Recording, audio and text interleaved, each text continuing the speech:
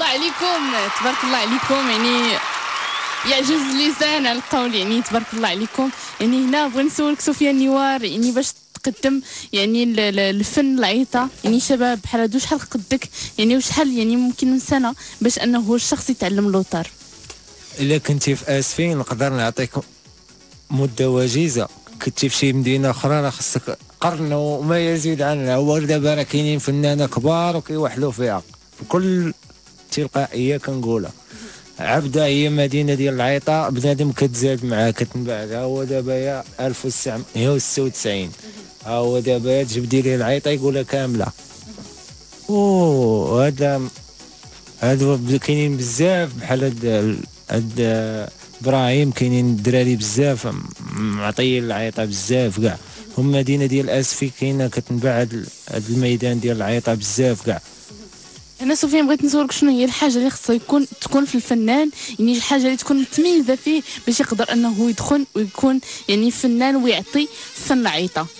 خاصو يكون خاوي راسو من كاع المشاكل وكله، خاصو يكون تابع العيطه بوحله صافي، ويكون يتصنت للشيوخ بحال مثلا سي محمد المحفوظي الصوبه. كاينين فنانه كبار ديال هذا الميدان هذا فهمتي، وكاينين شيخ الشيوخ، وكاينين فنانه اللي ما معروفينش دابا بحال يزيد، وفنانه كبار كيعطوا الاغاني الفنانه وكيعطوهم العيطه وكل شيء وما معروفينش، وعندهم تقريبا 240 البوم وكاينين وغنستضيفهم ان شاء الله في ام. ان شاء الله. واكيد ما فين غادي تكون حاله لك ابوابها انت ولا جميع هاد الفنانه. هنا الا بغينا مثلا انه يغير يعني الفنان اللي كيغني العيطه، شنو ممكن انه يختار؟ شنو هي الفن اللي ممكن يختار مثلا ابراهيم؟ شنو هي الاقرب شيء ممكن اللي يتناسب مع الصوت ديالو؟